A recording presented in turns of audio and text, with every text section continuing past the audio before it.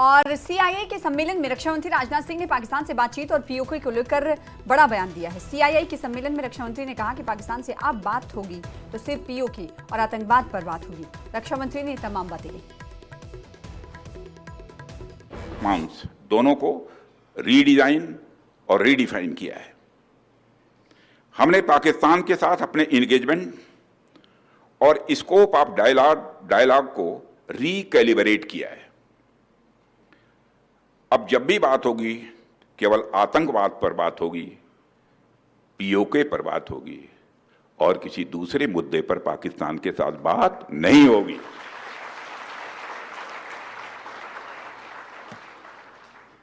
वह दूसरा मुद्दा कौन हो सकता है जिस पर पाकिस्तान बात करना चाहेगा, वो आप जानते हैं। साथियों, मैं मानता हूं कि आज पाक ऑक्युपाइड कश्मीर के लोग हमारे अपने हैं। आप मानते हैं ना? पाक ऑक्युपाइड कश्मीर के लोग वो हमारे अपने हैं, हमारे परिवार के हिस्सा हैं। हम प्रधानमंत्री के श्री नरेंद्र मोदी जी की एक भारत श्रेष्ठ भारत के संकल्प के लिए पूरी तरह से प्रतिबद्ध हैं और हमें यह पूर्ण विश्वास है कि हमारे वो भाई जो आज हमसे भौगोलिक और राजनीतिक रूप से अलग हैं, वो भी अपने स्वाभिमान, आत्मा की आवाज और स्वेच्छा से भारत की मुख्य धारा में कभी न कभी जरूर वापस लौटेंगे। और सीआईए के सम्मेलन में ही रक्षा मंत्री राजनाथ सिंह ने यह भी कहा कि राष्ट्रीय सुरक्षा के लिए मेक इन इंडिया को बेहद अहम बता रहा हूं। उन्होंने साथ ही कहा कि ऑपरेशन सिंदूर में मेक इन इंडिया की क्षमता दिखी। सिक्योरिटी में मेक इन इंडिया एक इसेंशियल कंपोनेंट है।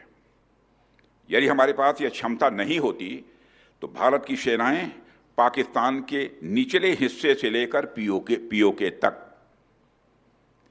पाकिस्तान के निचले हिस्से से लेकर पीओके तक आतंकवाद के खिलाफ इतनी प्रभावी कार्रवाई नहीं कर पाती।